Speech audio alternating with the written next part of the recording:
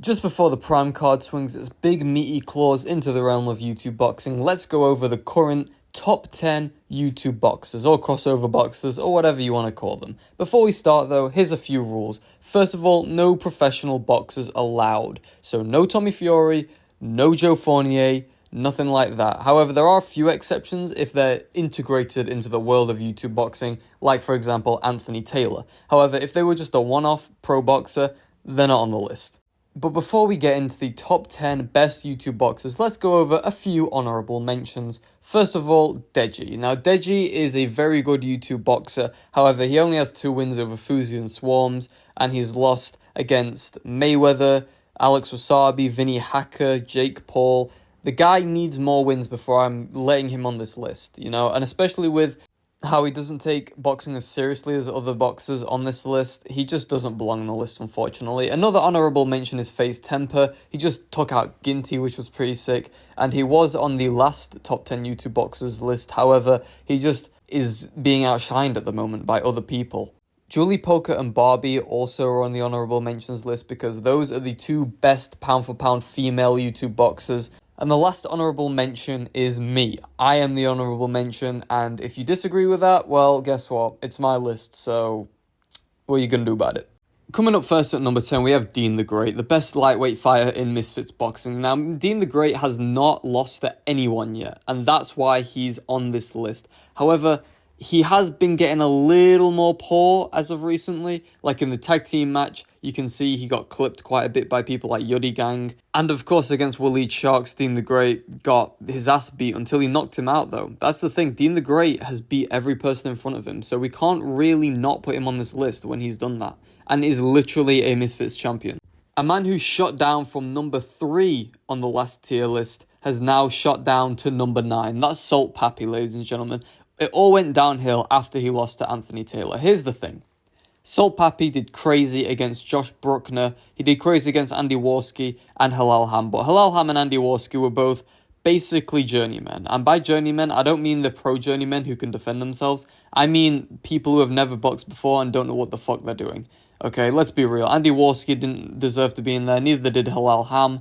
And Josh Bruckner is definitely overrated after that performance. Then Pappy fought Anthony Taylor and lost quite convincingly. And it's just a little sad to see Salt Pappy go from the high-pissed motherfucker on Misfits to just thrown to the wayside a bit. But he's still very skilled and deserves to be number 9 on this list.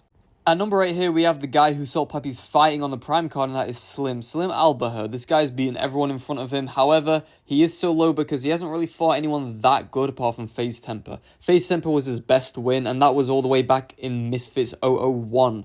I mean, that is crazy to think about. Apart from that, he's fought Tom Zanatti, which, But he is undefeated, and he is fighting Salt Pappy next, and if he does beat Salt Pappy, he will jump very high up into the rankings.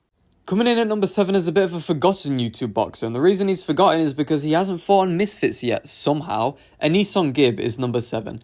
Gibb has beat almost everyone in front of him apart from Jake Paul, which even then there was a big weight disparity thing. But Gibb has beat some big names. Austin McBroom, Taylor Holder. Gibb has fought them all. However, he's still not really that guy yet. You got to remember Austin McBroom is 3 fights into his career, and 2 of those fights have been against Gibb. Gibb was 4-0 before he fought McBroom.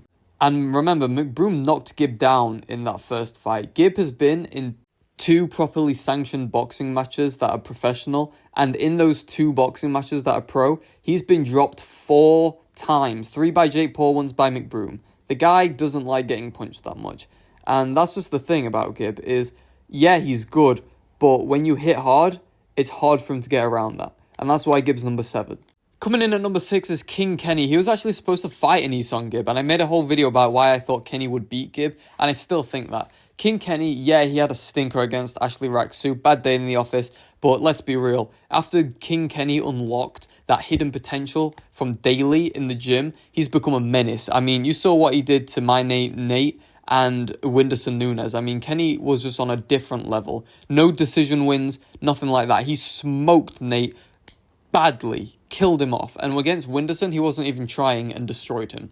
But racing at number 5 is the guy Kenny's actually going to fight. Yeah, that's kind of crazy to think about. Anthony Taylor is number 5, ladies and gentlemen. Anthony Taylor shot up because he fought and beat Salt Pappy. He stopped that hype train real quick. And he has fought many other pros as well. Tommy Fury, Idris Virgo, etc., etc. Yeah, he's a pro, but he is dedicated to this Misfits boxing lineup now, and that's where he's staying. He's fighting King Kenny on the Prime card. Can't wait to see it live. It's going to be crazy. Anthony Taylor is a little bit above King Kenny at the moment because of record and ability. However, if Kenny beats Anthony Taylor, I mean, it goes without saying, he becomes number 5 on this list, maybe even higher. But now at number 4, let's talk about someone who dropped Anthony Taylor in sparring and has continuously beat him up in sparring. Yeah, that's Logan Paul. Logan Paul is 0-1 and is somehow the 4th best YouTube boxer. That's fucking crazy to think about. But when you think about it, Logan Paul's only opponents have been KSI and Floyd Mayweather. Like, come on, guys. You know what I mean? KSI, I mean, that goes without saying. And Floyd Mayweather, that also goes without saying. Logan Paul is a beast. And when he destroys Dylan Dennis, he will truly earn that number 4 place on this list. And I'm already looking into the future. Logan Paul, 4th best YouTube boxer. I'm sorry. But, like, here's the thing. I know a lot of people will say, oh, but he's 0-1. He doesn't deserve to be number 4 on this list. Tell me, please look me in the eye and tell me Logan Paul loses to Anthony Taylor or King Kenny or Slim. No, he fucking doesn't. Logan Paul murders all of them. So that's why he's number 4 on this list. Okay, number 3 on this list is a bit weird. So bear with me. You could say this guy doesn't count as a YouTube boxer, but Idris Virgo has had 2 Misfits boxing fights against Anthony Taylor and Aaron Chalmers. Okay, so he's dedicated to this Misfits thing. And all the pro fights he had were against basically journeymen. So we can't really say, you know, he's like dedicated to the pro route and all that. So, yeah, I mean, 14-0, Idris Virgo's number 3 on this list for sure. He just needs a few more showings to go higher.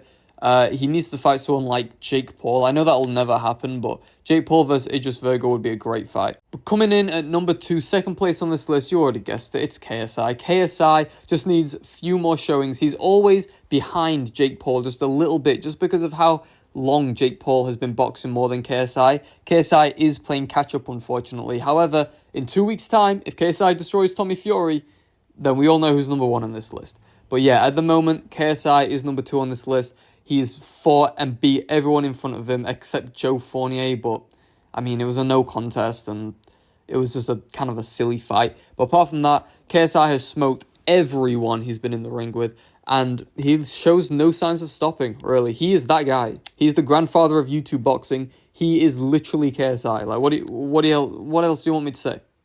Like, he's KSI, bro. Come on. And for those saying Idris should be above KSI, remember that Idris and KSI spar together, and they're, like, kind of on the same level, according to them. So, yeah. And finally, we all know who's number 1. It's Jake Paul. Jake Paul is 7-1 as a pro, 8-1 as a YouTube boxer. I mean, the guy fought Tommy Fury and lost, yeah, but he did beat Nate Robinson, who was, you know, the king of basketball, so that was a very tough fight. He knocked out Tyron Woodley, Ben Askren, you know, he beat Deji. There's just, the guy's resume is too good. Like, I can't put him in number 2 below KSI, because I just can't. Like, that would be ridiculous. But, again, if KSI beats Tommy, it all changes. So yeah, guys, that is my official top 10 pound for pound YouTube boxers list. Please let me know in the comments who you agree with. Do you think I'm an idiot? Do you think I'm really cool and all my picks were top 10? What the fuck am I talking about? Remember to like and subscribe. Please subscribe. Like, genuinely, please subscribe. We're so close to 1,000 subscribers. I need 1,000 subscribers, guys. Please. Please. I'm so close. Please. Please. I actually beg you to subscribe. Please. Okay, bye-bye.